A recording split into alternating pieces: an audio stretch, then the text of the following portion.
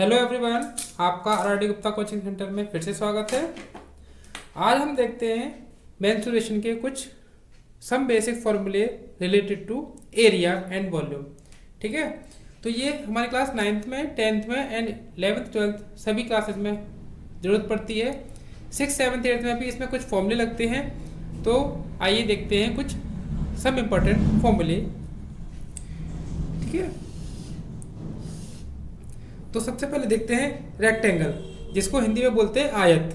ठीक है, मैंने हिंदी और इंग्लिश दोनों में लिखे हैं, जिससे कि यूपी बोर्ड का बच्चा हो या सीबीएसई बोर्ड का बच्चा हो तो वो सब आप आसानी से समझ लें। ठीक है, तो हिंदी में बोलते हैं क्षेत्रफल, इंग्लिश में बोलते हैं एरिया। ठीक है, सभी में यही चीज़ है। हिंदी में होगा तो क्षेत्रफल बोलेंगे, इंग्लिश में होगा तो एरिया बोलेंगे। ऐसी परिमाप को हिंदी में परिमाप एंड इंग्लिश में पेरीमीटर बोलते हैं। इसी तरीके से विकर्ण को डायगोनल बोलते हैं। ठीक है, तो क्षेत्रफल का जो फॉर्मूला होता है रेक्टेंगल का, वो लेंथ इंटू ब्रेथ होता है। ऐसे परिमाप 2 इंटू एल प्लस बी होता है। ठीक है, और डायगोनल जो होता है वो रूट के अंदर l square plus b square होता है। और जो स्क्वायर होता है उसका जो एरिया है वो ए स्क्वायर होता है, या फिर हम इसको साइड इंटू साइड भी बोल सकते हैं। और जो पेरीमीटर होता है वो 4 इंटू साइड होता है, मतलब 4a होता है। और जो उसका डायगोनल होता है, विकर्ण होता है, वो a√2 होता है। इसी तरीके से अब आता है राइट एंगल ट्रायंगल, मतलब समकोण त्रिभुज, जिसका जो पेरीमीटर होता है सभी भुजाओं का योगफल। आपका कोई भी त्रिभुज दे रखा हो, आपको परिमाप का फॉर्मूला याद नहीं है, तो आप सभी भुजाओं का योगफल निकाल दीजिए। और जो क्षेत्रफल होता है, एरिया होता है, वो 1/2 बेस इंटू हाइट, 1/2 आधा इंटू लंबी होता है। ठीक है, और पाइथागोरस थ्योरम इसे भी त्रिभुज में लगती है। इस त्रिभुज को समकोण त्रिभुज बोलते हैं। और हिंदी मीडियम के बच्चे जो होंगे, यूपी बोर्ड के जो बच्चे होंगे, वो बोलेंगे कर्ण का स्क्वायर बराबर आधार का स्क्वायर प्लस लंब का स्क्वायर।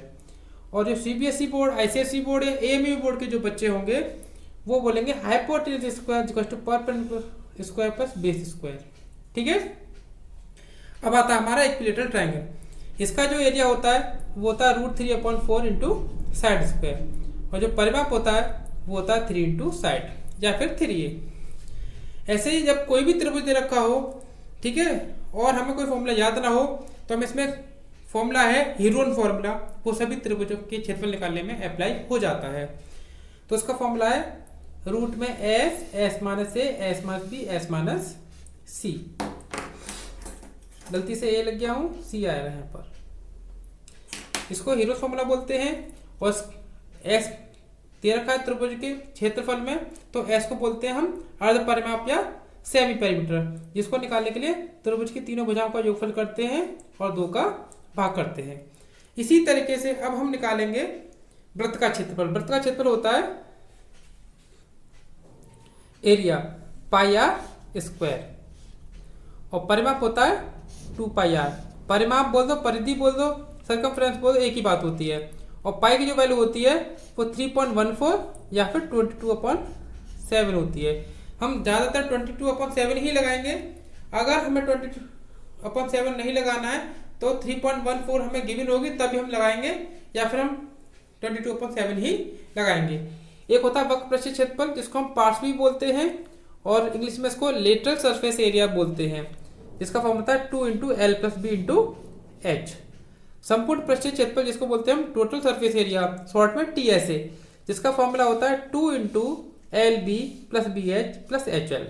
ठीक है, इसी तरीके से इसका जो विकर्ण होता है, डायगोनल होता है, वो होता है रूट के अंदर l square plus b square plus h square. ऐसी आयतन होता है, वो होता है l into b into h.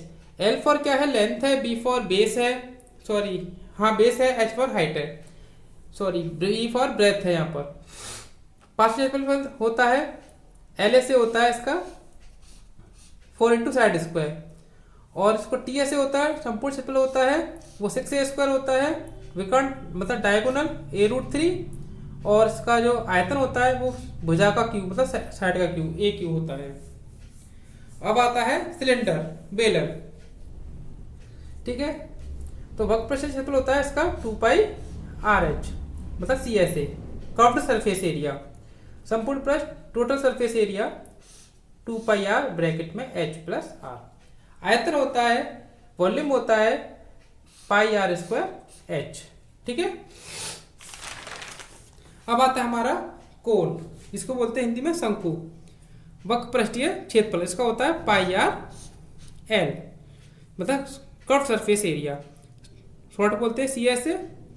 संपूर्ण पृष्ठीय क्षेत्रफल टी एस ए जो होता है पाई आर ब्रैकेट में एल प्लस आर। आयतन 1/3 पाई आर स्क्वायर एच और l r square plus h square root के अंदर।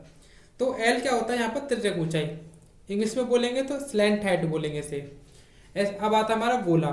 गोले का जो वक्र पृष्ठीय क्षेत्रफल होता है सी एस ए या फिर संपूर्ण क्षेत्रफल T S A, total surface area, वो दोनों सेम होते हैं। और जो आयतन होता है वो 4/3 पाई आर क्यू होता है।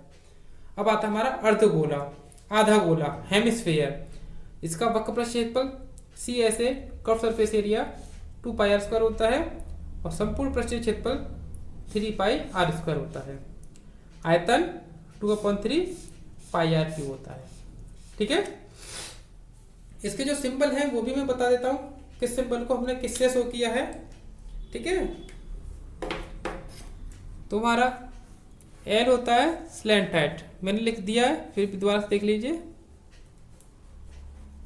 जिसको हम हिंदी में बोलेंगे तिर्यक ऊंचाई।